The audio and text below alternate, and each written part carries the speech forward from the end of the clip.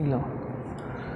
இன்றைக்கி என்ன பார்க்கலான்னா, இந்த சமுதாயம் பல ஆண்டுகள், பல நூற்றாண்டுகளாக நம்பிக்கொண்டு இருந்த ஒரு 6-7 விஷயங்களை இதுவல்ல, இது வேறு அப்படின்னு நான் சொல்லியிருக்கேன். ஸோ அது என்னென்ன விஷயங்கள் அப்படிங்கிறத பார்க்குறவங்களுக்கு தெரியும். இருந்தாலும் என்னென்ன விஷயங்கள் நான் சொல்லியிருக்கேன் அப்படிங்கிறத அதை வரிசைப்படுத்தி பார்ப்போம். ஒரு பேப்பர் பேனா இருந்தால் எடுத்து நீங்கள் லைனாக அதை எழுதி வச்சுக்கோங்க. ஏன்னா இந்த விஷயங்கள் மறைவாக உள்ளது. குரானில் முத்தஷபிகாதன வசனங்களாக, அதாவது பல பொருட்களை தரக்கூடிய வசனங்களாக ஏற்கனவே சொல்லியிருந்தேன். அல் குரான் என்பது அத்தியாயம் 3 வசனம் 7 படி இறைவனை சொல்கிறான். இதில் இந்த குரானில் தெளிவான வசனங்களும் உள்ளன, மறைவான பல பொருட்களை தரக்கூடிய முத்தஷபிகாதான வசனங்களும் உள்ளன என்று இறைவனை அந்த அல் குரானில் சொல்லி தருகிறான். ஸோ அந்த குரான் என்பது முழுமையாக எல்லாமே வெளிப்படையாக இருக்காது. ஒரு சில விஷயங்கள் மறைவாக இருக்கு இல்லையா, என்ன சொல்லுதுன்னே தெரியாமல் இருக்கு இல்லையா, அதுக்குண்டான விளக்கங்கள் இதுதான். ஸோ இதை அன்றைய கால சஹாபாக்களுக்கு நபி ஸல்லல்லாஹு அலைஹி வஸல்லம் அவர்கள் நேரடியாக பாடம் கற்றுக் கொடுத்துருப்பாங்க. ஏன்னா இறை தூதருக்கு தெரியும் இல்லையா, இந்த விஷயங்கள்லாம் இறை தூதருக்கு தெரியும். அவங்க என்ன பண்ணுவாங்க, நேரடியாக அந்த சஹாபாக்களுக்கு எடுத்து சொல்லியிருப்பாங்க. ஸோ அதன் காரணமாகத்தான் அன்றைய கால சஹாபாக்கள் அந்த ஒரு அன்றைய காலத்தில் வாழ்ந்த சஹாபாக்கள் நஃப்ஸை அடக்கியவர்களாக, இரையச்சம் உடையவர்களாக, ஒரு நேர்மையானவர்களாக, தொடர் வெற்றியாளர்களாக அப்படின்னு பார்க்குறோம் இல்லையா. உமர் அலியெல்லாம் ஆட்சி செய்தது இப்போது இந்த பூமியில் எவருமே ஆட்சி செய்ததில்லை நம்ம பார்க்குறோம் இல்லையா. அந்த ஒரு ஆட்சி மாதிரி உலகத்திலே இதுவரைக்கும் ஆட்சி வந்ததில்லை அப்படின்னு நம்ம பார்க்குறோம் இல்லையா. ஸோ அது என்னென்னா, நேரடியாக நபி ஸல்லல்லாஹு அலைஹி வஸல்லம் அவர்கள் நேரடியாக பாடம் கற்ற சஹாபாக்கள், தன் நஃப்ஸை அடக்கி கொண்டவர்கள், உலக ஆசைப்படாதவர்கள், தர்மத்தில் முந்தியவர்கள். ஸோ அதற்கெல்லாமே தர்மத்தில் முந்தியவர்கள், இறை அருள் கிடைத்தவர்கள். தொடர் வெற்றி கிடைக்கும்னா சாதாரணமெல்லாம் கிடைக்காது. அவர்களை வீழ்த்தியது மிக பெரும் வல்லரசுகளை உமர் அலியில் அவர்கள் வீழ்த்தியது அந்த காலகட்டத்தில் 1000-2000 ஆண்டுகள் பாரம்பரியமான மிக பெரும் 2 வல்லரசுகளை தான் அந்த சின்ன ஒரு படை வென்றது. அதற்கு என்ன வேணும்? இறை அருள் வேண்டும், இறைவனை நெருங்கக்கூடிய வழி வேண்டும். இந்த பிரபஞ்சமே அவர்களுக்கு சாதகமாக இருக்கணும், சூழ்நிலை சாதகமாக இருக்கணும். ஸோ அப்போது என்ன வேண்டும்? இறைவனுடைய அருள் வேண்டும், மலக்குமார்களுடைய உதவி வேண்டும், இறைவனுடைய வழிகாட்டுதல் வேண்டும். ஸோ இதெல்லாம் தான் இதன் மூலமாக கிடைக்கும். அதாவது இந்த முத்தஷபிகாதான வசனங்களுக்கு மூலமாக அதை புரிந்து கொண்டு நம்ம அதை கடைப்பிடித்து வாழ்ந்தோமேயானால் நமக்கு என்ன கிடைக்கும்? இதெல்லாம் தான் கிடைக்கும். இறையருள் கிடைக்கும், நாம் நஃப்ஸை அடக்கி கொள்வோம், தொடர் வெற்றியாளர்களாக மாறுவோம். அது அன்றைய கால சஹாபாக்களுக்கு நபி ஸல்லல்லாஹு அலைஹி வஸல்லம் அவர்கள் நேரடியாக கற்றுக் கொடுத்திருப்பார்கள். இஸ்லாமிய வணக்க வழிபாட்டு முறை அனைத்துமே தம் நஃப்ஸை அடக்கி கொள்வதற்கு, இறை நெருக்கம் அடைவதற்கு, தன் அறிவை மேம்படுத்திக் கொள்வதற்கு, தொடர் வெற்றியாளர்களாக மாறுவதற்கு, இம்மையிலும் மறுமையிலும். சஹாபாக்கள் இம்மையில் சஹாபாக்கள் எல்லாருமே மறுமையில் மட்டுமா வெற்றி? சஹாபாக்கள் காலத்தில் இம்மையிலும் அவர்கள் வெற்றி அடைந்தார்கள். நிறைய பேர் இமாம்கள் பயன்படும் சொல்ல எல்லாம் மறுமை வாழ்க்கைக்கு தாங்க, எல்லாம் மறுமையில் பார்த்துக்கலாம், துனியாவுக்கு நம்ம ஆசையே பட வேண்டாம், துனியாவில் வெற்றி அடைய வேண்டாம், இப்படியே இழிவுபட்டு கொண்டே போகலாம் அப்படின்னு இன்றைய கால முட்டாள்கள் இமாம்கள் இருக்காங்களே, அவங்க தான் நினச்சிட்டு இருக்காங்களே தவிர அன்றைய கால சஹாபாக்கள், நீங்கள் எடுத்து சொல்கிறீங்களா, அன்றைய கால சஹாபாக்கள் வாழ்க்கை சொல்கிறீங்களா, அன்றைய கால சஹாபாக்கள் இப்படியே இருந்தாங்க, தொடர் வெற்றியாளர்கள். அவர்கள் தான் இந்த பூமியில் கம்பீரமான ஒரு சமுதாயமாக, வெற்றி அடைந்த ஒரு சமுதாயமாக வாழ்ந்தார்கள். தீனை பின்பற்றக்கூடிய மனிதர்கள் சமுதாயம் இம்மையிலும் வெற்றி அடைய வேண்டும், மறுமையிலும் வெற்றி அடைய வேண்டும். ஸோ அதற்குண்டான வழிதான் இந்த குரானில் சொல்லப்பட்ட முத்தஷபிகாதான வசனங்களுடைய விளக்கங்கள். ஸோ அது நம்ம என்ன அப்படிங்கிறது பார்ப்போம். ஏற்கனவே சொல்லியிருந்த நபி ஸல்லல்லாஹு அலைஹி வஸல்லம் அவர்கள் சஹாபாக்களுக்கு இந்த முத்தஷபிகாதான வசனங்கள் விளக்கங்களை வணக்க வழிபாட்டு முறையில் கரெக்டாக ஒரு கைடன்ஸ் பண்ணி சொல்லிக் கொடுத்துருப்பாங்க. அதனால தான் அவர்கள் தொடர் வெற்றியாளர்களாக மாறினார்கள் அப்படின்னு சொல்லியிருந்தேன். ஸோ என்னென்ன நான் அதாவது என்னென்ன ஒரு 6-7 விஷயங்கள் நான் சொல்லியிருந்தேன். அதாவது காலமாக நபி ஸல்லல்லாஹு அலைஹி வஸல்லம் அவர்களுக்கு பிறகு சத்திய சஹாபாக்கள் அபூபக்கர், உமர், உதுமான், அலி ரலியல்லாஹு அவர்களுக்கு பிறகு ஒரு 30-50 ஆண்டுகள், 100 ஆண்டுகளுக்கு பிறகு அதுக்கப்புறம் அந்த சமுதாயம் நம்பிக்கொண்டு பல நூற்றாண்டுகளாக, 1000 ஆண்டுகளாக, அதற்கு மேலாக பல நூற்றாண்டுகளாக இந்த சமுதாயம் இந்த குரானின் மூலமாக பெறப்பட்ட இந்த ஒரு வெளிப்படையான தகவல் இவர்கள் நம்பிக்கொண்டிருந்தது இது கிடையாது, இதில் ஒரு மறைப்பொருள் இருக்கின்றது அப்படின்னு ஒரு 6-7 விஷயங்களை வந்து நான் எடுத்து சொல்லியிருக்கேன். இது வரைக்கும் ஏற்கனவே பார்க்குறவங்களுக்கு தெரியும். அது என்ன அப்படிங்கிறது நான் வரிசைப்படுத்தி சொல்லிடுறேன். என்னென்ன சொல்லியிருக்கேன் அப்படிங்கிறது நான் சொல்லிடுறேன். பார்க்குறவங்க பேப்பர் பேனாக இருந்தால் எடுத்து வச்சுக்கோங்க. நான் என்னென்ன சொல்லியிருக்கேன் அப்படிங்கிறத நோட்ஸ் வேணால் எடுத்து வச்சுக்கோங்க. ஃபஸ்ட்டு வந்து இம்பார்ட்டண்டான ஒரு விஷயம், ஃபஸ்ட்டு இந்த உம்மத்துக்கு என்ன தேவை அப்படின்னா ஞானம், கல்வி அறிவு. அதில் தானே பின்தங்கி இருக்காங்க. உலகம் முழுவதும் அதுதானே. தன் சமுதாயத்தை தற்காத்து கொள்ளக்கூடிய தொலைநோக்கு பார்வை சிந்திக்கக்கூடிய அறிவு வந்து சமுதாயத்துக்கு இல்லை. ஸோ அது கொஞ்சம் கம்மியாக தான் இருக்குது. அதாவது மற்ற சமுதாய மக்களையும் உலக மக்களையும் கம்பேர் பண்ணும்போது இவர்களுக்கு கொஞ்சம் வந்து கம்மியாக தான் இருக்குது அப்படின்னு சொல்லலாம். ஸோ அதுக்கு வந்து இல்மு வந்து கல்வி ஞானம் வந்து கம்மியாக இருக்குது. உலக கல்வியும் சரி, மார்க்க கல்வியும் சரி, மற்ற சமுதாயத்தை விட சமுதாய மக்களுக்கு வந்து கல்வி ஞானம் வந்து குறைவாக இருக்கின்றது. ஸோ அதற்கு வந்து என்ன பண்ணணும், பிரெயினுடைய ஃபங்க்ஷன், அதாவது பிரெயினுடைய ஃபங்க்ஷனை வந்து அதிகப்படுத்தணும். அதற்கு வந்து இறைவன் வந்து இறைவனே வழிகாட்டுறான். ஸோ நீங்கள் வந்து பெரிய பெரிய யூனிவர்சிட்டியில் போய் 5 லட்சம் 10 லட்சம் பணம் செலவு பண்ணி வருஷ கணக்கில் படிக்கணும் அப்படிங்கிறது கிடையாது. உங்களை படைத்த இறைவனை வந்து வழிகாட்டுறான். இதை பண்ணுப்பா, உங்களுக்கு ஆட்டோமேட்டிக்காக கல்வி ஞானம் உங்களுக்கு அதிகரிக்கும் அப்படின்னு இறைவன் சொல்கிறான். ஸோ அதுக்குண்டான விஷயந்தான் சூரா காஃபில் வரக்கூடிய கிதிர், மூசா நபி வரலாற்றில் வரக்கூடிய அந்த சம்பவத்தில் வந்து கிதிர் அப்படிங்கிற ஒரு நபியோ ஒரு வலியோ ஒரு மலக்கோ அந்த மாதிரிலாம் ஒன்றும் கிடையாதுங்க. கிதிர் அப்படிங்கிறது அதோடைய அரபி மொழிபெயர்த்தோம்னா அது கிதிர்னா பச்சை நிறம், க்ரீனிஷ் அப்படின்னு பொருள். இந்த இடத்துல நம்ம தொடர்ச்சியாக கவனம் வச்சோம்னா பச்சை நிறம் போல் தோன்றுவதை தான் அது கிதிர் அப்படின்னு சொல்லியிருக்கு. காலங்காலம் இந்த சமுதாயம் நம்பிட்டு இருந்தது கிதிர்னா ஒரு நபி அல்லது ஒரு வலி அல்லது ஒரு மனிதர், ஒரு ஞானம் அடைந்த ஒரு மனிதர், அவரை போய் மூசா நபி சந்தித்து அப்படின்னு தான் நினச்சிட்டு இருந்திருக்காங்க. ஸோ அது கிடையாது, அது உண்மையில்லை. இது வந்து மறைவான பல பொருட்களை தரக்கூடிய வசனங்கள். கிதிர் என்றால் மனிதரோ மலக்கோ அந்த மாதிரிலாம் ஒன்றும் கிடையாதுன்னு சொல்லியிருந்தேன். கிதிர் என்றால் part of the centre of forehead, நம்மளுடைய முன்னேற்றியில் இருக்கக்கூடிய ஒரு பகுதி, அந்த ஒரு பச்சை நிறம் போல் அந்த திரை இருக்கும். அந்த இடத்த தான் வந்து கிதிர் அப்படின்னு சொல்கிறது. ஸோ இது வந்து ஃபஸ்ட்டு. ரெண்டாவது வந்து குகைவாசிகள்.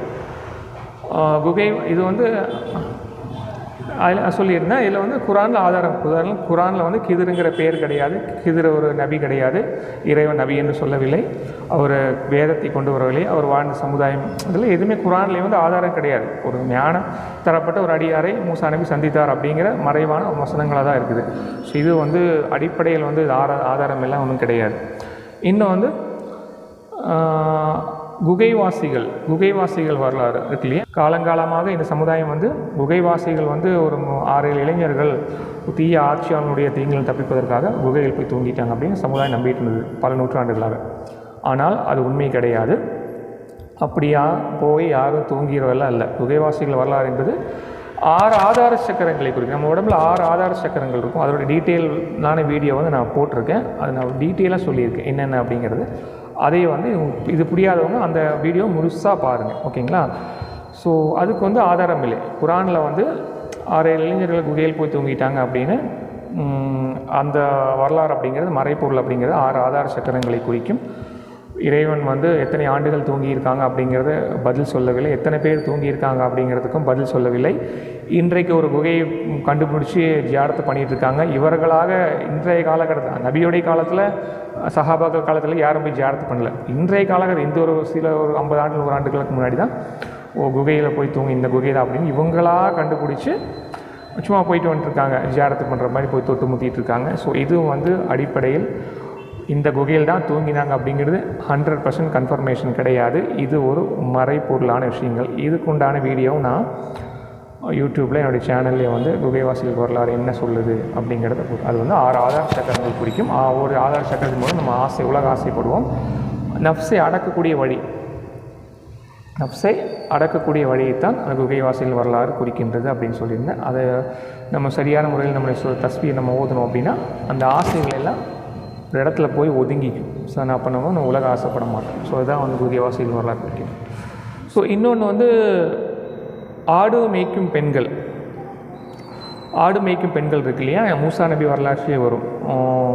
அதுவும் சொல்லியிருந்தேன். ஆடு மேய்க்கும் பெண்களில் வந்து அதில் ஒரு மறைப்பொருள் ஒளிஞ்சிருக்கின்றது. அது என்ன சொல்லுது அப்படின்னா, இந்த ஆடு மேய்க்கும் பெண்கள் வரலாறு அதோடைய நமக்கு என்ன படிப்பினை சொல்லு குர்ஆன் வந்து அதன் மூலமாக, அந்த ஒரு வசனங்களின் மூலமாக, அந்த ஒரு சம்பவத்தின் மூலமாக நமக்கு என்ன படிப்பினை சொல்கின்றது என்றால், ஒரு மனிதன், அனைத்து முஸ்லீம்களுக்கு இது பொருந்தாது, ஒரு சில நம்ம திண்ணை தோழர்கள் மாதிரி, அதேபோல் மூசா நபி ஒரு 60-70 இளைஞர்களை தூர்மலை கூட்டு போவார் இல்லையா, அந்த மாதிரி ஒரு அவுலியாக்கள் அந்த ரேஞ்சில் இருக்காங்க இல்லையா, அந்த மாதிரி மக்கள் ஒரு ஞானம், ஒரு ப்ரெடிக்ஷன் பார்க்குறது, உணவை வந்து மல்டிப்ளை பண்ணுறது. திண்ணை தோழர்களே வந்து ஒருத்தர் உணவை வந்து மல்டிப்ளை பண்ணார் இல்லையா, ஈசா நபி பண்ண மாதிரி ஒரு சின்ன கொஞ்சமாக உணவை வந்து பொங்கிட்டே இருந்தது இல்லையா.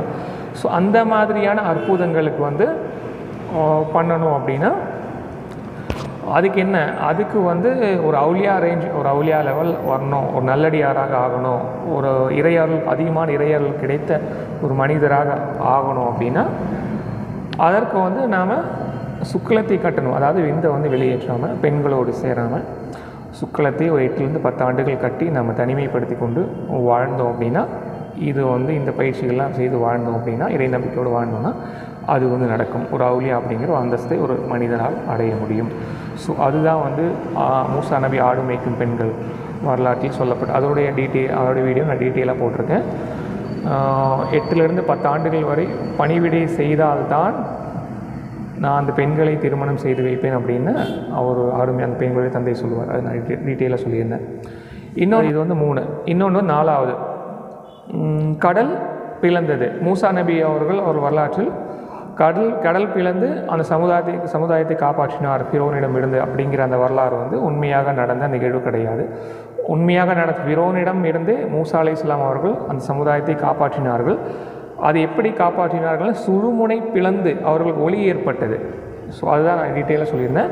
உண்மையாலும் கடல் பிளந்து அந்த இன்றைய காலகட்டத்தில் டிவியில் சினிமாவில் எடுத்துருக்காங்களே, அந்த மாதிரி கடல் பிளந்து அந்த மக்கள் வந்து கடல் அந்த வழியாக போய் அப்படி காப்பாற்றப்படவில்லை. அது வந்து பொய்யானது. அது அந்த சமுதாயம் வந்து அப்படி நம்பிட்டுருக்கு. சமுதாயம் வந்து கடல் 2ஆக பிளந்து அந்த மக்கள் வந்து போனாங்க, ஃபிரௌனுடைய படை மூழ்கடிக்கப்பட்டது அப்படின்னு நம்பிட்டுருக்காங்க. அது அப்படி கிடையாது. கடல் பிளந்தது என்பது சுழுமுனை பிளந்து அவர்களுக்கு அந்த திரைகள் எல்லாம் அகன்று ஒளி ஏற்பட்டவுடன், இறையருள் கிடைத்தவுடன், இறைவனுடைய அருள் கிடைத்தவுடன், இறைவனுடைய நெருக்கம் அடைந்தவுடன் இவர்கள் வந்து இறையருள் கிடைத்தவர்களாக ஒரு மிக பெரும் மலைகளை போல் மாறினார்கள், வெற்றியாளர்களாக மாறினாங்க. மூசா அலைஹிஸ்ஸலாம் வந்து அந்த சமுதாய மக்களுக்கு வந்து பயிற்றுவித்தார். அந்த இத்திகாஃப், சுழுமுனை திறக்கிறது, அந்த மாதிரி அந்த ஒளி ஏற்படுறது, அந்த மாதிரி பயிற்றுவித்து அந்த மக்கள் வந்து சில 100 மக்கள், சில ஆயிரக்கணக்கான மக்கள் வந்து அந்த மாதிரி பயிற்சி பெற்று ஒரு நிலையை அடைந்ததுக்கப்புறம் அவர்களுக்கு வந்து வெற்றி கிடைத்தது. ஸோ அதுதான் வந்து கடல் பிளந்து மூசா அலைஹிஸ்ஸலாம் அவர்கள் ஃபிரௌனை தோற்கடித்து அந்த சமுதாயத்தை வெற்றி அடைய செய்தார் அப்படிங்கிற பொருள் வந்து உண்மையான கடல் கிடையாது. சுழுமுனை பிளந்ததை தான் வந்து ஈசா நபி சொல்கிறார் இல்லையா, கேளுங்கள் திறக்கப்படும், தட்டுங்கள் திறக்கப்படும். இப்படி கையில் இப்படி தட்டுனா திறக்காது. நம்முடைய சுழுமுனையை வந்து நம்முடைய உணர்வுகள், தயவு, தர்மம், அந்த மாதிரியான ஒரு நிலை அடைஞ்சிடும். நமக்குள்ள ஒரு ஆற்றல் வந்து வெளிப்படும். அதை வச்சு இந்த இடத்த வந்து தட்டணும். இறை நெருக்கத்தின் மூலமாக தொடர்ந்து அந்த இடத்துல கவனம் வச்சோம் அப்படின்னா, தட்டிகிட்டே இருந்தோம்னா, அதாவது தட்டணும் அப்படிங்கிறதும் தொடர்ச்சியாக அந்த இடத்துல கவனம் வச்சோம்னா, முயற்சி செய்தோம்னா அது வந்து திறக்கும். அதுதான் கேளுங்கள் திறக்கப்படும், தட்டுங்கள் திறக்கப்படும். அந்த திறந்துருச்சு அப்படின்னா இறைவன் கொடுத்த ரூஹ் வந்து உள்ளே இருக்கும். ஸோ அதை நம்ம வந்து அது உணர முடியும். அது வந்து இறைவனோட நெருக்கத்திலேயே இருக்கும். நம்முடைய உணர்வு வந்து அந்த இடத்துல அந்த ஒளியை பார்த்துருச்சு அப்படின்னா நம்ம அந்த ஒளியோட நம்மளுடைய உயிருடைய உணர்வு வந்து அந்த ஒளியோட கலந்து, அந்த ஒளி வந்து இறைவன் தானே அந்த ரூஹை கொடுத்தான். அப்போ அந்த ஒளி வந்து இறைவனோட கனெக்டிவிட்டியிலே இருக்கும். ஸோ அதன் மூலமாக இறைவனுடைய பாதுகாப்பு வந்து ஒவ்வொரு மனிதர்களுக்கும் கிடைக்கும். ஸோ அதுதான் வந்து கடல் பிளந்தவுடன் இறை நெருக்கம் அடைந்தார்கள் அந்த சமுதாய மக்கள். அவர்களுக்கு வந்து தொடர் வெற்றி கிடைத்தது, மலக்குமார்களுடைய உதவி கிடைத்தது அப்படின்னு சொல்லலாம். ஸோ கடல் பிளந்தது என்பது இதைத்தான் குறிக்கும், சுடுமுனை பிளந்தது என்பது. அதே மாதிரி மாடு, மஞ்சள் நிற மாடு இருக்கு இல்லையா, அந்த மாட்டை இருக்கணும் அப்படி மூசா நபி அந்த வரலாற்றில் வருது இல்லையா, அதுதான் கடைசியாக ஒரு 2-3 வார்த்தை முன்னாடி போட்டிருந்தேன். அது வந்து உண்மையான மாடு கிடையாது. சிகப்பு மஞ்சள் திரை இருக்கும். சிகப்பு உண்மையான மாடு கிடையாது, சிகப்பு மஞ்சள் திரை இருக்கும். அந்த திரையை வந்து அகற்றணும். இந்த அகற்றினால் நம்ம வந்து அந்த ஒளி காண்போம். அந்த ஒளியை வந்து சாதாரணமாக ஒரு 6 மாதம் 1 வருஷம் ஒரு ப்ராக்டிஸ் பண்ணாலே வந்து தியானம் பண்ணாலே அந்த ஒளி வந்து ஏற்பட்டுரும் எல்லாத்துக்கும். உண்மையாளர்களாக இருந்தால். அதுக்கப்புறம் அந்த ஒலி சவுண்ட் இருக்கு இல்லையா, அது வந்து 18 வருஷம் ஆகும். அந்த நிலையை அடைந்தால் தான் செத்தாரை வந்து எழுத முடியும். அதை ஏற்கனவே சொல்லியிருந்தேன். ஸோ இது வந்து அந்த மஞ்சள் நிற மாட்டை அறுக்க வேண்டும் என்பது மஞ்சள் சிகப்பு திரையை வந்து அகற்றணும். ஸோ அது வந்து அதைத்தான் குறிக்கின்றது. இன்னும் 6வது வந்து மூசா நபி நுழைய சொன்ன ஊர். மூசா அலைஹிஸ்ஸலாம் வந்து ஒரு சமுதாயத்தினர்கள் சொல்லுவாங்க, நீங்கள் வெற்றி அடைவதற்கு இந்த ஊருக்குள் நுழையுங்கள், இந்த ஊருக்குள் நுழைந்தால் நீங்கள் வெற்றி அடைஞ்சிடுவீங்க. அதாவது உங்கள் எதிரிகளுடன் வாசலில் எதிரி இருப்பான், எதிரியுடன் எதிரிகளுடன் போர் புரிந்து அந்த ஊருக்குள் நுழைந்து விடுங்க. இப்படியா அந்த வாசல் வரைக்காது போயிடுங்க, போருக்கு எப்படியாவது போயிடுங்க அப்படின்னு சொல்லுவாங்க. போனீங்கனாலே வெற்றி தான் அப்படின்னு சொல்லுவாங்க. ஸோ அதோட மீனிங் வந்து ஊருக்குள் நுழையுங்கள் என்பது இந்த சமுதாயம் வந்து என்ன நினச்சிட்டு இருக்காங்க, பைத்துல் முகத்தஸுக்குள் நுழையுங்க. பைத்துல் முகத்தஸ் என்றாலே புண்ணிய பூமி தான். ஜெருசலம் என்பது எங்கேயுமே வந்து சொல்ல கிடையாது. நீங்கள் நிறைய விஷயங்கள் வந்து பைத்துல் முகத்தஸ் புண்ணிய பூமி அப்படின்னு சொல்வதை அனைத்துமே வந்து ஜெருசலத்தையே குறிக்காது. அது வந்து நம்மளுடைய சென்டர் ஆஃப் ஃபார்வர்டு, இந்த இடத்தை தான் இறைவன் கொடுத்த ரூஹு தங்கியிருக்கும் இல்லையா, இறைவனோட தொடர்பு உள்ள ரூஹு தங்கியிருக்கும் இல்லையா. பைத்துல் முகத்தஸ் என்றாலே ஒரு புண்ணியமான இடம், தூய ஸ்தலம் அப்படின்னு தான் அதோடைய பொருள். அவருடைய எல்லா அந்த குரானில் வரக்கூடிய அந்த பெரும்பாலான அந்த சொல் வந்து இந்த சென்டர் ஆஃப் ஃபார்வர்டு, இந்த இடத்தை தான் வந்து குறிக்கும். அது ஜெருசலத்தை வந்து அது குறிக்காது. அதுவும் இந்த வசனத்தில் வந்து இறைவன் பைத்துல் முகத்தஸ்லாம் சொல்ல மாட்டான். ஒரு ஊர், அந்த ஊருக்குள் நுழையுங்கள் அப்படின்னு தான் இறைவன் சொல்லுவான். அது மொழிபெயர்ப்பு செய்யக்கூடிய உலமாக்கள் தான் வந்து என்ன சொல்லியிருக்காங்க, அது பைத்துல் முகத்தஸ் தான் அப்படின்னு சொல்லியிருக்காங்க. ஸோ அது வந்து மூசா நபி எதிரியுடன் போர் புரிந்து அந்த ஊருக்குள் நுழையுங்கள் என்று சொன்னது நம்மளுடைய நப்சை அடக்கி நம்ம அந்த சுழுமுனைகளில் நம்ம நுழைஞ்சிட்டோம் அப்படின்னா, நம்முடைய உணர்வு நுழைஞ்சிட்டோம் அப்படின்னா நம்ம வெற்றியாளர்களாக மாறுவோம். ஸோ அதுதான் வந்து அதை குறிக்கின்றது. இந்த தகவல் வந்து இந்த சமுதாயம் காலங்காலமாக இதை போல் நம்பிக்கை கொண்டிருந்தது. இது கிடையாது. நம்ம சுழுமுனைக்குள் நுழைந்தால் நம்ம வெற்றியாளர்களாக மாறுவோம். ஸோ இது வந்து 6வது விஷயம். இன்னொன்று வந்து 7வது விஷயம், தூர்மலை. இது வந்து ரொம்ப இம்பார்ட்டண்டான விஷயம். இதுவும் வந்து காலங்காலமாக பல நூற்றாண்டுகளாக இந்த சமுதாயம் வந்து தூர்மலைன்னா ஒவ்வொருத்தங்க வந்து அதுவும் வந்து கன்ஃபார்ம் கிடையாது. தூர்மலை இங்கே தான் இருக்குது அப்படின்னு நபி ஸல்லல்லாஹு அலைஹி வஸல்லம் அவர்களோ அல்லது சத்திய சஹாபாக்களோ உங்களுக்கு எடுத்து சொல்லவில்லை. தூர்மலை என்பது என்னென்னா, தூர்மலையின் மனிதனுடைய தலையைத்தான் குறிக்கும். இன்றைக்கி வந்து தூர்மலையிலே கன்ஃபர்மேஷன், இங்கே தான் தூர்மலை இருக்குன்னு எங்கேயோ கன்ஃபர்மேஷன் இருக்கா? ஒரு சில மக்கள் வந்து சினாய் பகுதியில் இருக்கக்கூடிய, எகிப்தில் இருக்கக்கூடிய சினாய் பகுதியில் இருக்கக்கூடிய மலையைத்தான் வந்து தூர்மலைன்னு சொல்லுவாங்க. இன்னும் சிலர் வந்து சவுதி அரேபியாவில் ஒரு இடம் இருக்குது, அந்த இடத்துல ஒரு மலை இருக்குது, அதையும் வந்து தூர்மலைன்னு சொல்லுவாங்க. அதிலே வந்து கன்ஃபர்மேஷன் கிடையாது. அந்த அகழ்வாராய்ச்சி பண்ணுறவங்களே வந்து இது தூர்மலை அப்படின்னு ஒத்துக்க மாட்டாங்க. கடல் பிளந்த இடம் இங்கே இடம் இருக்குது அப்படின்னு ஒத்துக்க மாட்டாங்க. அகழ்வாராய்ச்சி பண்ணுறாங்க இல்லையா, அவங்க 5000-10,000 ஆண்டுகளுக்கு முன்னாடியில் என்ன நடந்தது, கோடிக்கணக்கான ஆண்டுகளுக்கு முன்னாடியில் என்ன நடந்ததெல்லாம் கண்டுபிடிக்கிறாங்க கெமிக்கல் டெஸ்ட்டெல்லாம் வச்சு. அவங்களே வந்து இதெல்லாம் கட்டுக்கதைன்னு மறுத்துட்டாங்க. யார்? இந்த கடல் பிளந்தது அப்படிங்கிறது உண்மை கிடையாதுங்க, அதுக்கு வந்து ஆதாரம் இல்லை. ஏன்னா இப்போது இப்ராஹிம் நபி காபாவை கட்டினார், குரான்லேயே ஆதாரம் இருக்குது, வெளிப்படை ஆதாரம் இருக்குது இல்லையா. குரானில் வந்து இப்ராஹிம் நபி பற்றின தகவல் இருக்குது, காபாவை கட்டின பல தகவல் இஸ்லாமிய சொல்லப்படுறதுல புத்தகங்கள் இருக்கு இல்லையா. வெளிப்படையாக மக்கால பார்த்தோம்னா 5000 வருஷத்துக்கு முன்னாடி இப்ராஹிம் நபி கட்டின காபா இருக்குது. அப்போது வந்து ரெண்டுமே ஒத்து போகுது. ஆமாப்பா இருக்குப்பா. அதே மாதிரி மூசா அலைஹிஸ்ஸலாம் கடலை பிளந்த சமுதாயத்தை காப்பாற்றினார் அப்படின்னு புத்தகங்களாக முத்தஷபி மறைவான வசனங்களாக இருக்குது. ஆனால் வெளிப்படையாக நம்ம புவியீர்ப்பு ரீதியாக நம்ம வெளிப்படையாக அந்த இடங்களை பார்த்தோம் அப்படின்னா அது இல்லை. அதாவது அகழ்வாராய்ச்சி பண்ணுறவங்களே வந்து இது வந்து கட்டுக்கதை தான் அப்படின்னு மறுத்துட்டாங்கன்னு சொல்லலாம். இது வந்து உண்மையாக நடந்த வரலாறுலாம் கிடையாது அப்படின்னு நமக்கு எல்லாமே வந்து ஆதாரம் இருக்கணும். ஸோ இறைவன் வந்து ஒரு விஷயத்தை சொல்கிறேன் அப்படியே நம்பியிருப்போம் அப்படின்னு சொல்லி நீ ஆராய்ச்சி பண்ண அப்படின்னா இறைவனே சொல்கிறான். ஸோ இறைவனே சொல்கிறான், இது முத்தஷபியாக, அது குரான் முத்தஷபியான வசனங்கள் இருக்குதுன்னு சொல்கிறான். ஸோ நம்ம அதை அடிப்படையாக வச்சு பார்த்தோம் அப்படின்னா இது வந்து மூசா நபியோட வரலாற்றில் சொல்லப்பட்ட அந்த கடல் பிளந்தது என்பது மறைவான வசனங்கள். இன்னும் அந்த தூர்மலை என்பதும் மறைவான வசனங்கள் தான். தூர்மலை என்பது கன்ஃபர்மேஷன் கிடையாது. எகிப்தில் ஒரு சினாய் மலை இருக்கின்றது. அதே போல் சவுதி அரேபியாவிலையும் தூர்மலை இருக்கின்றது. இப்போ இருக்கக்கூடிய சமுதாய மக்கள் வந்து இரண்டையுமே நம்புகிறாங்க. இரண்டையுமே ஒரு சில மக்கள் வந்து இதையும் நம்புகிறாங்க, ஒரு சில மக்கள் அதை நம்புகிறாங்க. ஒரு சில அறிஞர்கள் வந்து எகிப்தில் இருக்கிறதா தூர்மலைன்னு சொல்கிறாங்க. ஒரு சில அறிஞர்கள் வந்து இல்லை சவுதி அரேபியாவில் இருக்கிறதா தூர்மலை அப்படின்னு சொல்கிறாங்க. ஸோ இதில் வந்து கன்ஃபர்மேஷன் கிடையாது இல்லையா. இங்கே தான்ப்பா தூர்மலை இருக்குது அப்படி கன்ஃபர்மேஷன் இருக்கா? கிடையாது. ஒன்றா தூர்மலைனா சவுதி அரேபியாவில் இருக்கிற தூர்மலை அல்லது எகிப்தில் இருக்கிற தூர்மலை. இது இரண்டுமே வந்து ஒரு பாதி மக்கள் இதையும் ஒரு பாதி மக்கள் இதையும் ஒரு பாதி மக்கள் இரண்டையும் வந்து நம்பிட்டு இருக்காங்க. ஸோ உண்மையான தூர்மலை என்பது அது இரண்டுமே கிடையாது. உண்மையான தூர்மலை என்பது மனிதனுடைய தலையைத்தான் குறிக்கும். நம்மளுடைய உணர்வு நம் சுழுமுனைக்குள் ஏறி விடுவதைத்தான் தூர்மலையின் மேல் ஏறுவது என்பது. கான்செப்ட் புரிஞ்சுங்களா? தூர்மலையின் மேல் ஏறிக்கொள்ளுங்கள், இந்த இதிலிருந்து யஜூஜ் மஜூஜிலிருந்து தப்பிக்கொள்வதற்கு தூர்மலையின் மேல் ஏறி விடுங்கள் அப்படின்னா அப்படி பொருள் என்னவா இருக்குது? நம்முடைய உணர்வு தூர்மலையின் மேல் இறை சிந்தனைக்குள் நுழைந்து விட வேண்டும். யஜூஜ் மஜூஜ் தூர்மலையினால் ஏற மாட்டாங்க, அவங்களால ஏற முடியாது அப்படின்னு சொன்னால் அதுக்கு என்ன பொருள்? அவங்க உட்காந்து இறை தியானம் பண்ண மாட்டான். அவன் தியானம் பண்ண மாட்டான்னா அவனுடைய உணர்வு வந்து ஏறாது. யஜூஜ் மஜூஜுக்கு வந்து அவங்க வந்து தடுத்து வைக்கப்படும் உணர்வு வந்து இதோட மூலாதாரத்தில் தான் அவனுடைய ஆசைகள் இருக்கும். காமம் அந்த மாதிரி தான் அவனுடைய ஆசைகள் இருக்குமே தவிர அவனுக்கு வந்து ஏறாது. அதனால தான் அவங்க என்னது கலைநயமாக இருக்க மாட்டாங்க. ரியாக்ஷன் வந்து எப்போவுமே ஒரே மாதிரி தான் வச்சுருப்பான். இதுக்கு மேலே சக்கரங்கள் வேலை செஞ்சால் தான் ரியாக்ஷன் இருக்கும். ஏற்கனவே ஒரு வீடியோ டீட்டெயிலாக போட்டிருந்தேன், அதை எடிட் பண்ணி விட்டேன். அதுக்கப்புறம் ஒரு வீடியோ போட்டிருந்தேன். ஒரு மனிதன் வந்து 6-7 ஆதார சக்கரங்கள் வேலை செஞ்சால் தான் அவன் கலைநயமாக இருப்பான். முகத்தில் வந்து முக பாவனைகள் வந்து வரும். இப்போ தமிழ்நாட்டில் இந்தியாவில் இருக்கிறவங்களுக்கு முக பாவனைகள் இருக்கும். வெள்ளையன் வந்து முகபாவனை இப்படி தான் இருக்கும், இப்படி இருப்பான். எந்த ஒரு துக்கம் நடந்தாலும் சந்தோஷம் நடந்தாலும் எந்த ஒரு ஃபீல் ஆனாலும் எப்படி இருப்பான்? அவன் மூஞ்சில் எந்த ஒரு ரியாக்ஷனுமே இருக்காது, இப்படி தான் இருப்பான். ஏன்னா இதுக்கு மேலே அவனுக்கு சக்கரம் வேலை செய்யாது. இதுக்கு மேலே சக்கரங்கள் வேலை செஞ்சால் தான் அது என்ன ஆகும்? அது இருந்து ரியாக்ட் ஆகும், கலைநயமாக இருக்கும். முக பாவனைகள் வந்து முகத்தில் வரும்.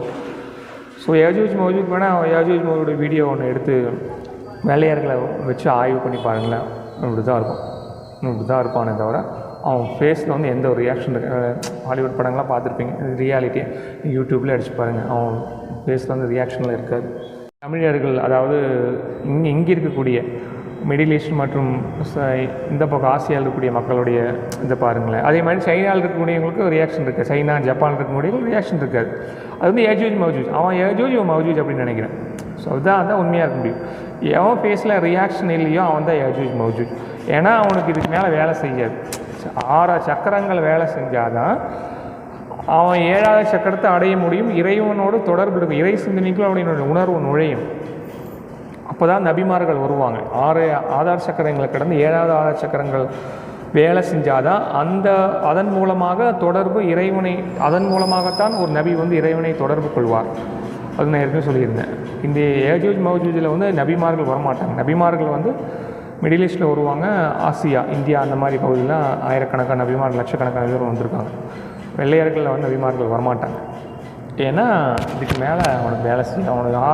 அவனுடைய ஆசைகள் வந்து மூலாதாரத்தில் மட்டும்தான் இருக்கும். அந்த சக்கரம் மட்டும்தான் வேலை செய்யும். காமம், செல்வம் அப்படி தான் இருக்குமே தவிர மனசாட்சியில் இருக்காது. அவன் நன்மை தீமையெல்லாம் அவன் பார்க்கவே மாட்டான்.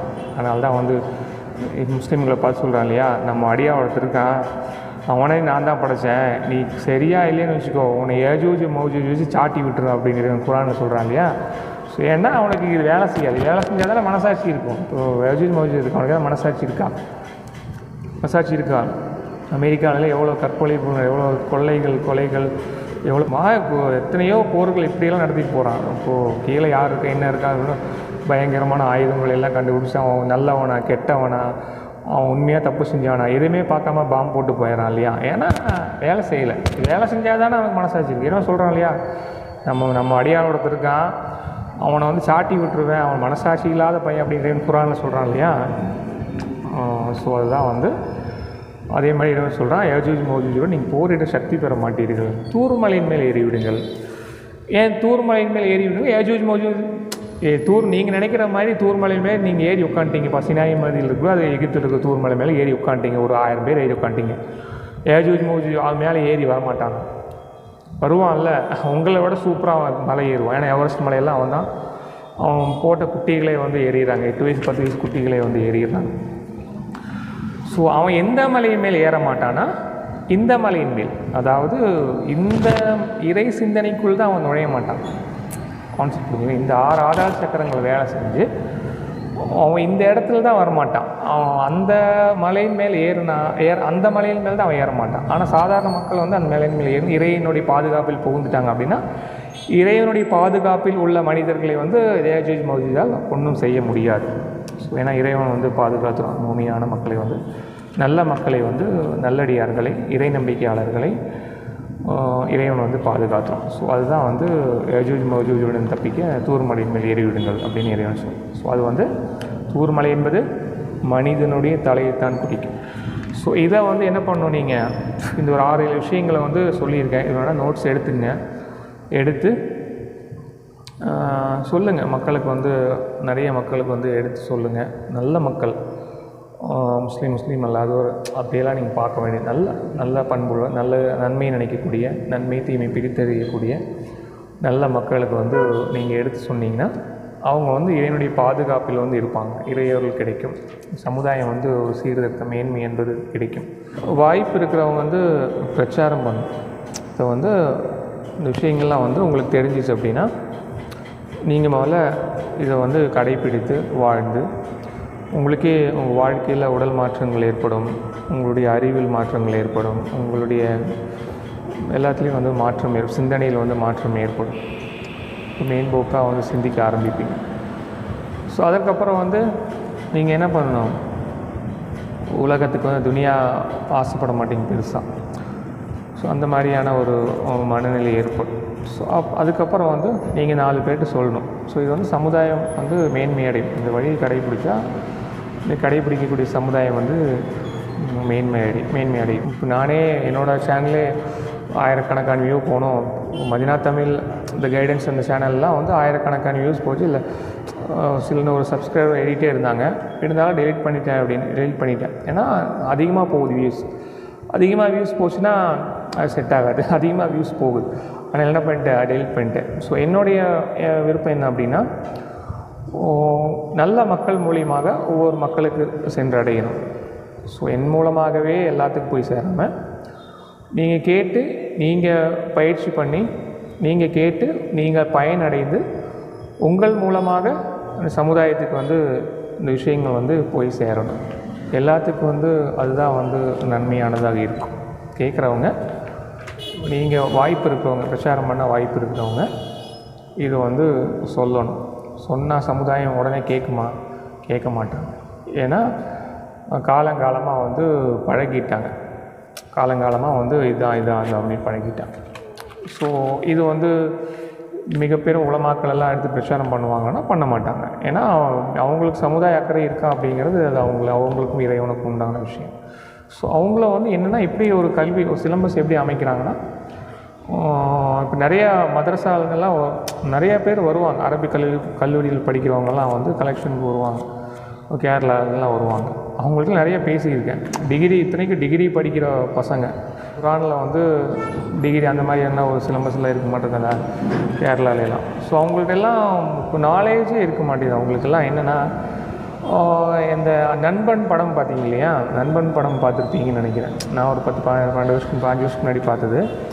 ஸோ அதில் எப்படி ஒரு விஷயத்தை படித்தா அது சிந்திக்காமே வந்து அப்படியே எடுத்து வாந்தி எடுக்கிறாங்க இல்லையா, அப்படியே எடுத்து சொல்கிறாங்க இல்லையா, இதில் என்ன சொல்லியிருக்கு அப்படின்னு நம்ம சிந்திக்காமே அப்படியே எடுத்து சொல்கிறாங்க இல்லையா, இந்த மாதிரி ஒரு கான்செப்ட் வச்சுருப்பாங்க இல்லையா. ஸோ அந்த மாதிரி தான் இருக்காங்க. இப்போது வந்த பசங்க, நிறைய பசங்க வருவாங்க, நிறைய ஸ்டூடெண்ட்ஸ் வருவாங்க. அரபி கல்லூரிலேருந்து வருவாங்க, கேரளாலேருந்து வருவாங்க, வேலூர்லேருந்து வருவாங்க. எல்லாம் ரொம்ப சின்ன பசங்களாம் கிடையாது, ரொம்ப மெச்சூர்டாக 26-27 வயசு பசங்க தான். இருந்தாலும் அந்த குரானில் வந்து என்ன ஒரு சூறாவா, அது மனப்பாடமா அல்லது அது ஓதுறதா, அது தொழுகை எப்படி, நோன்பு எப்படி இருக்கணும், அதுதான் அந்த வணக்க வழிபாட்டு முறையில் குரான் இப்படி ஓதணும், இந்த இடத்துல வந்து நிறுத்தணும், இந்த இடத்துல ஓதணும், இப்படி உச்சரிக்கணும். ஸோ இதை வந்து இந்த குரான் படித்தா எவ்வளோ நன்மை, 5 நன்மை 10 நன்மை. ஸோ இதுதான் வந்து அவங்களுக்கு தெரியுதே தவிர, அதை தாண்டி அதுக்குள்ளே இருக்கக்கூடிய விஷயங்களை வந்து அதோட அர்த்தம் கூட அவங்களுக்கு தெரியுமான்னு தெரில. கான்செப்ட் படிக்கிற இத்தனைக்கும் 10 வருஷம் 15 வருஷம் வந்து அல் குரானை மட்டும்தான் அவங்க படிக்கிறாங்க அப்படிங்கிற அந்த ஸ்டூடெண்ட்ஸ் கூட எப்படி இருக்காங்க, சும்மா மேலோட்டமாக படித்து அப்படியே வந்து மனப்பாடம் பண்ணி அப்படியே சொல்கிறாங்களே தவிர அது சிந்திக்க கூட மாட்டேங்கிறாங்க. அந்த அளவுக்கு தான் வந்து இந்த கல்லூரியில் படிக்கக்கூடிய அரபிக் கல்வியில் படிக்கக்கூடிய அந்த மாணவர்களுடைய மனநிலை வந்து சமுதாய அக்கறை வந்து துளி கூட இருக்கிற மாதிரி தெரியல.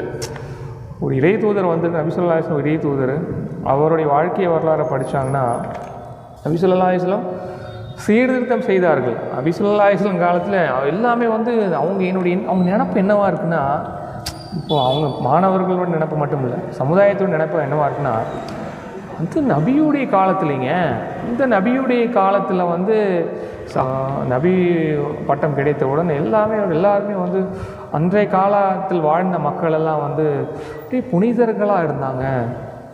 அப்படி தான் அவங்க நினப்பு அப்படி தான் இருக்குது, புனிதர்களாக இருந்தாங்க. இந்த காலத்தில் அவங்க சீர்திருத்தம் பண்ணி காட்டினாங்க, இந்த காலத்தில் நம்ம பண்ண முடியுமா அப்படின்னு நினைக்கிறாங்க. இதுதான் வந்து ஒரு தவறான புரிதல்.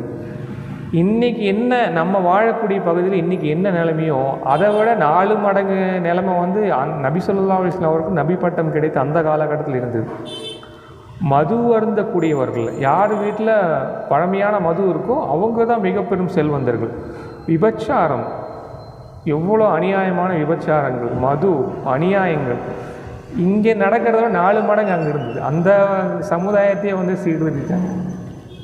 நல்லதை சொல்லி ஒவ்வொன்றா சொல்லி முதல்ல தண்ணி போடாதப்பான்னு சொன்னாங்க, தண்ணி போட்டு பள்ளிவாசலுக்கு வராத அப்படின்னு சொன்னாங்க. அதுக்கப்புறம் தான் தண்ணி போடாதே அப்படின்னு சொன்னாங்க, அது ஹராம்னு சொன்னாங்க. ஸோ அந்த மாதிரி பல வழிகள்லாம் வந்து நம்ம இன்றைக்கு நம்ம நாட்டில் நம்ம ஊரில் என்ன நடந்துகிட்ருக்குதோ அதே நிலைமை தான், அதை விட மோசமான நிலைமை தான் வந்து இப்போ கூட அவ்வளோக்கு நல்லது இருக்குது. அந்த காலத்தில் வந்து காட்டு அரபுகள், அவங்க வந்து நாடோடி அரபுகள், இவங்களாம் இதை விட 4 மடங்கு மோசமானவர்கள். ஸோ அந்த மக்களே வந்து நபி ஸல்லல்லாஹு அலைஹி வஸல்லம் திருத்திட்டாங்க. இன்றைக்கி வாழக்கூடிய மக்களை ஏன் திருத்த முடியலன்னா, இந்த வணக்க வழிபாட்டு முறையை வந்து நீங்கள் சரியாக பின்பற்றுவதில்லை. தீனுடைய வழிகாட்டுதல் வந்து உங்களுக்கு சரியாக புரியலை அப்படின்னு தான் கான்செப்ட், புரியுதுங்களா? ஸோ இதை வந்து புரிஞ்சுக்கணும். இந்த சமுதாயம் இன்றைக்கு இந்த காலகட்டத்தில் எப்படி இருக்காங்களோ அதோட 4 மடங்கு மோசமான மக்கள் தான் வந்து அந்த காலகட்டத்தில் காட்டு மக்கள் தான் இருந்தாங்க, காட்டரபிகள் தான் இருந்தாங்க. அவங்களே வந்து திருந்தி நல்லதுன்னு பக்கம் வந்துட்டாங்க. ஸோ இன்றைக்கு வாழக்கூடிய மக்கள் அதை விட நல்ல மக்கள் தான் சொல்லுவோம், அதை விட பரவாயில்ல அப்படின்னு சொல்லலாம். இந்த மக்களை திருத்தது ரொம்ப ஈஸி. வணக்க வழிபாட்டு முறைகளை மட்டும் கொஞ்சம் சரி செய்து கொடுத்தா போதும். என்ன இதெல்லாம் எடுத்து சொன்னீங்கன்னா என்ன சொல்லுவாங்க, ஏற்கனவே மைண்டில் மைண்ட் செட் ஆகிருக்கு இல்லையா, அவங்களாம் வந்து ஏற்றுக்க வந்து மனம் இருக்காது வந்து. ஏன்னா ஒரு பேட்டர்னில் போயிட்டுருப்பாங்க. ஸோ திடீர்னு மாற்றி இதெல்லாம் இல்லைப்பா நீ நம்பிட்டு இருந்த, இதெல்லாம் உண்மை இல்லைப்பா, இதுதான்ப்பா உண்மை அப்படின்னு நம்ம திருப்பி சொன்னோம்னா அது ஏற்றுக்கொள்வதற்கு மனம் வந்து என்ன ஆகும், மனம் மறுக்கும். ஸோ அதுதான் வந்து ஒரு 100 பேர் அந்த வீடியோ பார்க்குறாங்கன்னா ஒரு 10-20 பேர் தான் வந்து அவங்களுக்கு புரியும், சொல்கிற உண்மை தான் அப்படின்னு. மீதி இருக்கிறவங்க தப்பாக கமெண்ட் பண்ணுவாங்க, ஏதோ ஒன்று தவறாக கமெண்ட் பண்ணுவாங்க. ஸோ அது ஏன் அப்படின்னா ஆல்ரெடி பேட்டர்னில் வந்து செட் ஆகிடுச்சு. நம்ம மாற்றி சொன்னோம்னா, அது உண்மையை சொன்னோம்னா ஜீர்ணிக்க முடியல, ஏற்றுக்க முடியல. அது வந்து பெரிய லெவலில் யாராவது இருந்தாங்க அப்படின்னா, மக்கா இமாம் அறிவிச்சிட்டாரு, இல்லை மன்னர் சல்மான் அறிவிச்சிட்டார் அப்படின்னா ஏற்றுக்குவாங்க. ஏன்னா அந்தஸ்தில் இருக்காங்க, அந்த அந்தஸ்தில் இருக்காங்க. அவங்க சொன்னால் சரியாக தான் இருக்குது. வெள்ளையாக இருக்கிறவன் அவங்க சொன்னால் சரியாக தான் இருக்கும், வெள்ளையாக இருக்க போய் சொல்ல மாட்டா அப்படின்னு ஒரு பழமொழி இருக்கு இல்லையா. அந்த மாதிரி பெரிய பெரிய இடத்துல இருக்கிற இமாம்கள் சொன்னால் தான் சரியாக இருக்கும், இவர் சொன்னால் தப்பாக தான் இருக்கும். ஸோ வந்து மேட்ச் பண்ணிப்பார். அந்த மாதிரி நினைக்கக்கூடிய மக்கள் இருக்காங்க. உண்மையை சொன்னாலும் இதில் கூடிய மறைய பொருளை எடுத்து சொன்னாலும் ஒரு சிலர் வந்து கேட்க மாட்டேங்கிறாங்க இல்லையா. அந்த இமாம் பெரிய லெவல் இருக்கார் இல்லையா, அவர் சொன்னால் அது கரெக்டாக இருக்கும், இவர் சொன்னால் தப்பாக தான் இருக்கும். அந்த மாதிரி தான். ஸோ அந்த மாதிரி வந்து நினைக்கக்கூடிய மக்கள் இருப்பாங்க. ஸோ இதில் வந்து என்ன விஷயம், இதெல்லாம் வந்து அனைத்து முஸ்லீமான மக்களும் கடைப்பிடிக்க வேண்டிய விஷயம். கடைப்பிடித்தால் யாருக்கு நன்மை, எனக்கா நன்மை, எனக்கா வந்து காசு கிடைக்க போகுது, எனக்கா வந்து பயன் கிடைக்க போகுது. இந்த கடைப்பிடிச்சிங்கன்னா உங்களுக்கு தான்ப்பா நன்மை, இந்த பூமியில் வெற்றி கிடைக்கும், உங்களுக்கு மேன்மை கிடைக்கும், உங்களுக்கு இறையர்கள் கிடைக்கும், நீங்கள் வெற்றியாளர்களாக மாறுவீங்க. அதுக்கு தான் வந்து சொல்லியிருக்கேனே தவிர எனக்கு காசு கிடைக்கும் அப்படின்லாம் சொல்ல. நான் வேணால் உங்களுக்கு எனக்கு ஒரு ஒப்பந்தம் போட்டுக்கலாம். 500 சப்ஸ்கிரைபர் என்னோடய சேனலில் வந்துட்டாங்க, என் சேனலை டெலிட் பண்ணி விட்டுருவேன், ஓகேவா? 500 சப்ஸ்கிரைபர் வந்துட்டாங்க, 1000 சப்ஸ்கிரைபர் வந்தால் தான் யூடியூப் மூலிமா எனக்கு காசு கிடைக்கும். அப்போ நம்ம ஒரு ஒப்பந்தம் போட்டுக்கலாம். என் சேனல் 500 சப்ஸ்கிரைபர் வந்துட்டாங்கன்னா என் சேனல் டெலிட் பண்ணி நான் புது சேனல் ஆரம்பிச்சுக்கிறேன். அப்போ வந்து யூடியூப் மூலிமா எனக்கு காசு கிடைக்காது இல்லையா. ஸோ ஒருத்தங்க இப்படி நினைக்கிறாங்க, யூடியூப்பில் காசு சம்பாதிக்கிறதுக்கு வேறு வழி இல்லையா, இப்படி சொல்லி தான் காசு சம்பாதிக்கணுமா அப்படிங்கிற நினைப்புடைய மக்கள் இருக்குது. அப்படின்னு சொல்லியிருக்காங்க. அதுக்கு வந்து இதுதான் ஒவ்வொன்றுக்கும் ஒவ்வொரு சொல்யூஷன்.